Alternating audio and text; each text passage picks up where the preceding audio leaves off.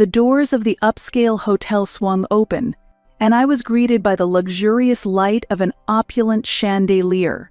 In the entrance, elegantly dressed people gathered, with women in glittering dresses engaging in graceful conversations.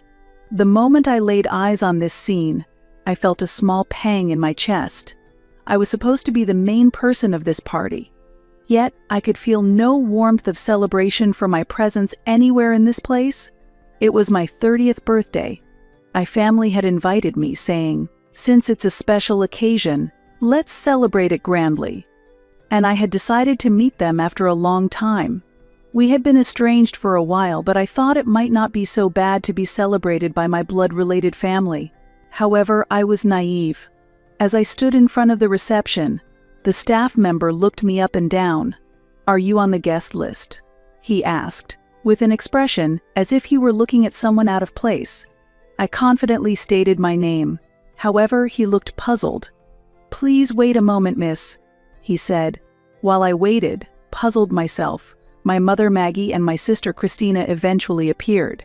They were dressed up and wore the smiles of upper-class ladies, but their expressions slightly clouded over when they saw me.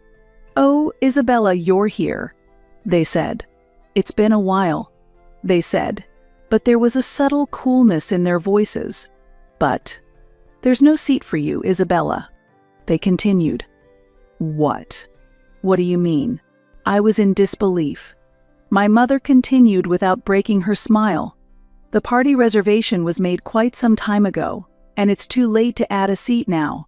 Why don't you have a meal at a pub nearby? Isn't that a good idea?" I was taken aback. A pub? Was this a joke? I was supposed to be the main person of this party. True, I had kept some distance from my family, but I was still supposed to be invited by them. Seeing my expression, Christina shrugged. "Well, you work at a pub, right?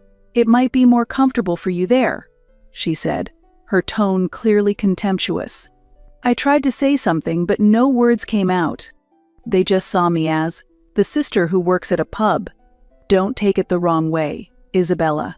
It's just that there's a place that suits you," my mother said with a kind voice, but the thorn in her words pierced my heart. It was as if they were saying I didn't belong there. My vision blurred slightly. Frustration, sadness, and anger all mixed together and choked up in my throat. Yet, I just smiled. "I got it. Sorry to have bothered you," I said. I turned on my heel. They looked almost relieved. Without looking back, I left the hotel. The cold night air caressed my cheeks. The bright lights of the party venue faded into the distance. As I walked, I thought back on my life. From childhood, I had been the daughter who couldn't make the grade, in my mother's eyes. My sister was academically excellent, sociable, and the pride of the family. I loved baking, but that was considered just a hobby. Yet, my father was different.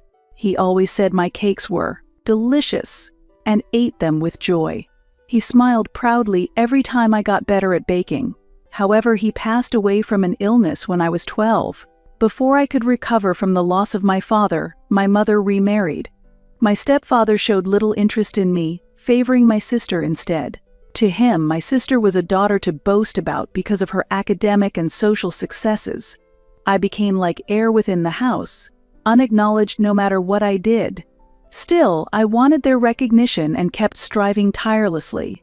But no matter how much I tried, I never appeared successful in their eyes. Nevertheless, I continued on my own path. After graduating from a vocational school, I left home, stopped communicating with my family, and began my apprenticeship at a 3-star restaurant in France. I had always been passionate about baking and studied pastry, but I felt the need to learn authentic techniques in France. It was lonely and challenging at first, not understanding the language and being in a foreign land, but I honed my skills and continued to challenge myself. Through trial and error, I gradually gained confidence and eventually decided to open my own shop. Opening the shop was not easy, and I faced many challenges. There were times of financial hardship and periods when sales did not grow as expected. However, I never gave up. My passion for baking and the experience I gained through trial and error supported me, and gradually more customers came, and my reputation grew. Now, gourmets from around the world seek my cakes. Seeing this, I feel that my efforts have been rewarded, and these moments bring me the greatest joy. No matter how tough the road, I have learned the importance of believing in myself and continuing to walk my path. Yet, my family still sees me as just a pub worker. My sister Christina is married to Nicholas, an investment banker. Nicholas is an elite in the finance industry, dealing with asset management and mergers and acquisitions, and not only does he have a high income, but he is also well known in social circles. Due to his job, my sister Christina is often invited to glamorous parties and upscale restaurants, leading a wealthy life. Of course, her lifestyle is not due to her own efforts, but all thanks to Nicholas. My parents also enjoy a luxurious life with the help of Nicholas's support. They live in an affluent neighborhood and enjoy days free of inconvenience with travels and shopping. I suddenly laughed to myself. That's enough. People don't change that easily. At that moment, I decided to never contact my family again. I don't need their recognition to be myself. There are others who value me. I looked up at the night sky and took a deep breath. The cold air seemed to calm the anger deep in my chest. My life wouldn't change one bit without my family. With that thought, I slowly walked towards my home. Suddenly, my smartphone vibrated. It was a message from Jonathan, my manager. "Isabella, it's an emergency. Come to the shop immediately." Jonathan's voice was unusually urgent. I was startled and involuntarily stopped. "Jonathan, what happened? Explain to me." "I'll explain later. Just hurry, Isabella." His tone suggested something serious. I immediately turned around and ran to the shop. When I arrived, the shop was dark and eerily quiet. "Jonathan, are you there?" I called out nervously. At that moment, "Happy birthday, Isabella." Suddenly, the shop lit up brightly, and the smiling faces of the staff spread before me. Surprised, I stood still with my eyes wide open. On the counter, there was a special birthday cake made just for me. The staff popped crackers and surrounded me with smiles. "Happy birthday, Isabella. Congratulations on turning 30. This is our way of saying thank you for all you do, Isabella." The warm words from everyone filled my heart. Even if my family didn't recognize me, there were people who truly valued me. Holding back tears, I slowly smiled. "Thank you, everyone. Really, thank you." I was touched by the warm celebration from the staff and suddenly wondered, "But how did you know I was coming back?" When I asked, Jonathan smiled sheepishly. "Actually, we sent a surprise birthday cake to the hotel for you, but when the staff told us you had left, we decided to celebrate here instead." "Oh, I see." I was surprised but felt a warm glow in my heart. I was overwhelmed with gratitude to have colleagues who cared so much for me. "Jonathan, everyone. Really, thank you." Jonathan smiled broadly and said, "Now, let's eat the cake." Everyone cheered. At that moment, I truly felt that my real family was right here. I am known as a talented patissier who owns a famous patisserie called Patisserie Éclat, with 3 stores. My shop is loved by many for its innovative sweets and refined ambience, and its reputation is so widespread that reservations are often booked 3 months in advance. Harvard professors and upper-class individuals are regulars, and gourmets regard it as a must-visit establishment. My name has become well known through various media and food enthusiasts. Yet even with such success, I had never once shared this with my family. I kept my distance from them, rarely exchanging words. I had no interest in sharing my success or deepening my relationship with them. From a young age, they had dismissed my dream of becoming a patissier as an unstable job. When I decided to attend a culinary school after middle school, my mother and sister did not understand my decision. They valued stable professions, social status, and financial power and questioned the path I chose. They always demanded practical choices without understanding my passion for baking or my pursuit of my dream. I felt confused and lonely in my heart due to the difference in values with my family. Therefore, I distanced myself from them, and even after achieving success through my efforts, I did not confide in them. For me, Patisserie Éclat was not just a shop but a place to prove myself. Even if my family didn't recognize me, I could captivate people with my skill and passion. That pride kept me moving forward. 2 months after my birthday, an international patissier competition was held. Our Patisserie Éclat team won the competition.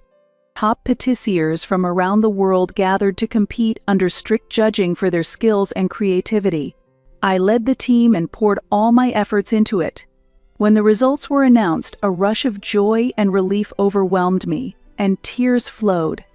The news of our victory spread both inside and outside the industry, attracting even more attention to our shop. Amidst this, one day, a famous gourmet TV program contacted us for an interview.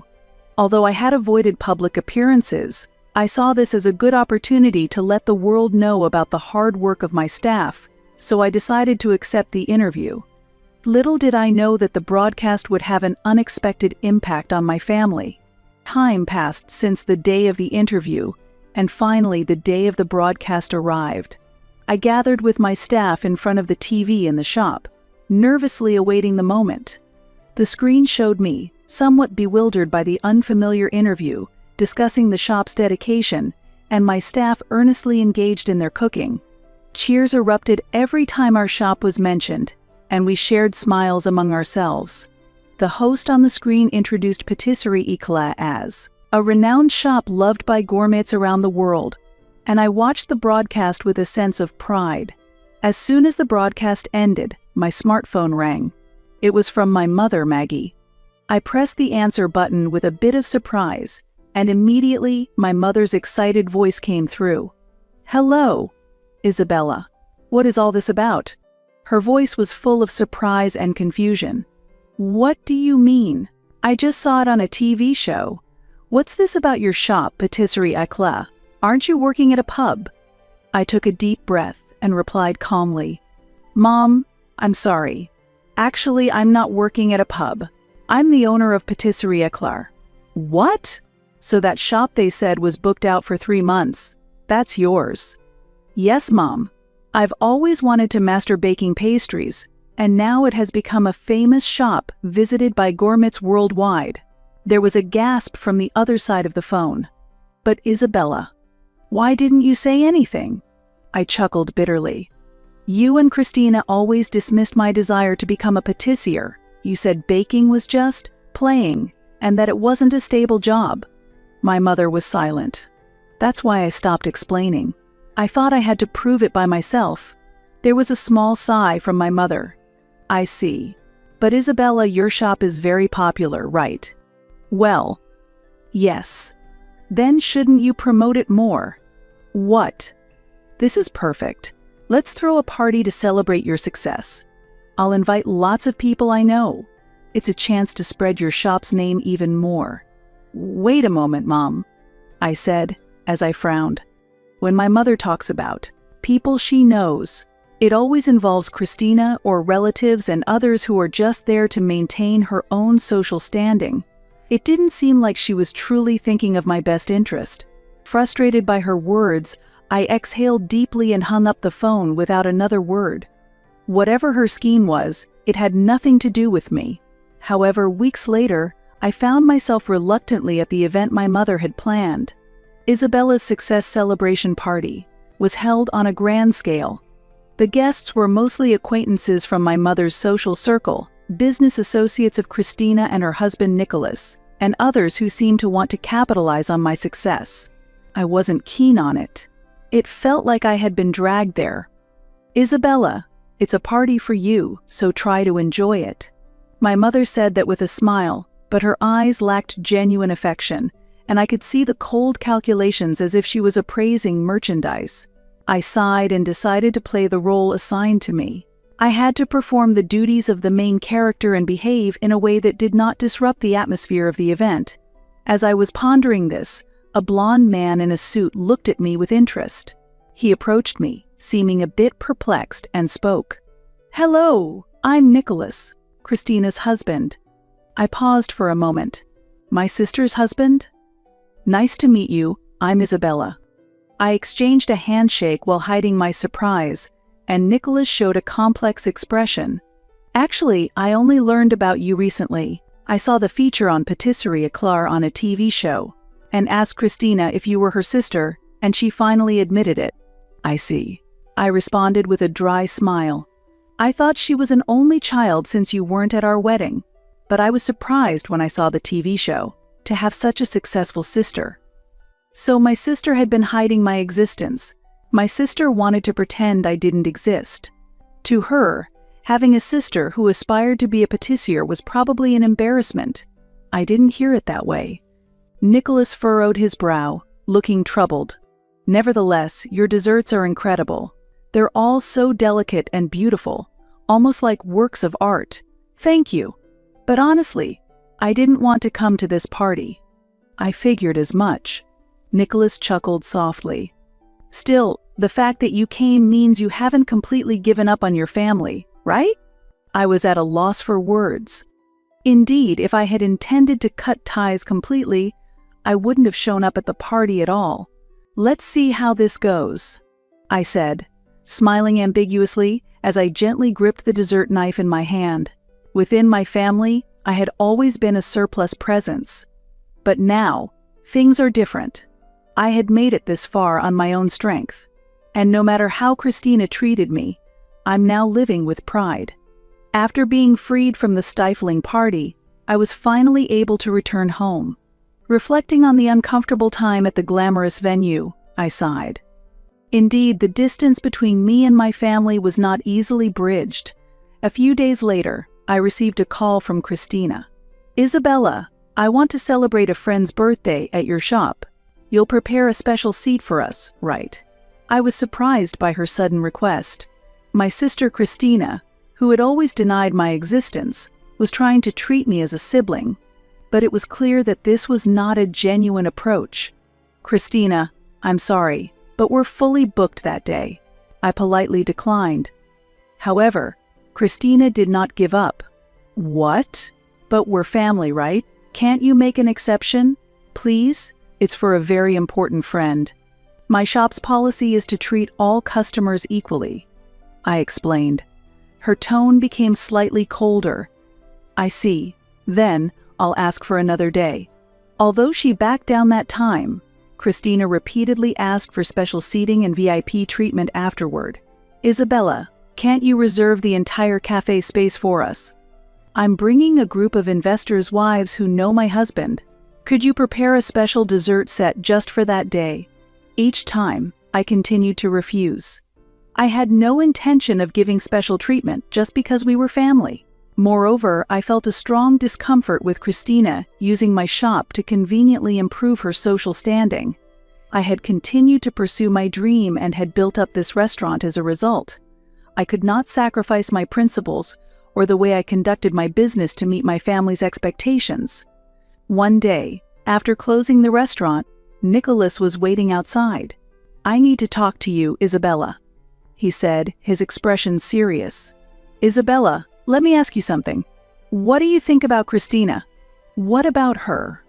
You know she's trying to use your shop, right? What? I was surprised. Nicholas had suspected it. Christina told me she was supporting you because you're family, but actually, she just wants to use you for her own image. I nodded quietly. It's always been like that, denying my dreams while treating me like family only when it suited her. If I hadn't been successful, there wouldn't have been such a party. Nicholas sighed. I didn't know that side of Christina until I married her.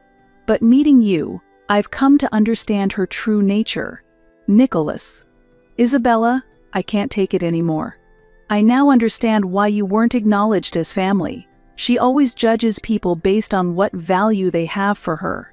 His words made the feelings that had been sinking in my heart quietly surface. Nicholas. Are you thinking about divorce? To be honest, I've already decided. Nicholas looked at me slowly. If I hadn't met you, I might have never realized this. But seeing your success, I've come to realize that life isn't about being controlled by someone else, you know. As I listened to his words, I felt a slight sense of salvation. It was several months later when I heard that Nicholas and Christina's divorce had been finalized. I wasn't particularly surprised when I heard the news. From what Nicholas had said that day, I had known that this was inevitable. However, what surprised me more was the subsequent change in my family. Once the divorce was finalized, Christina could no longer maintain the elegant lifestyle she had built up. Dependent on his income and social status, the divorce marked the beginning of her downfall.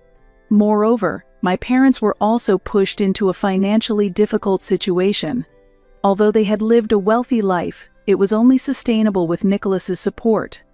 When the support ceased following the divorce, their savings quickly diminished. One day, I received a call from my mother after a long time.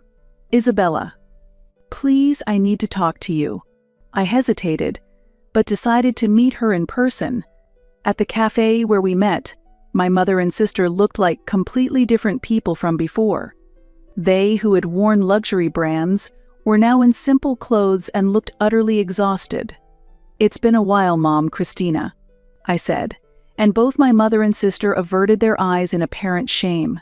"Isabella, I'm truly sorry about everything." My mother started quietly.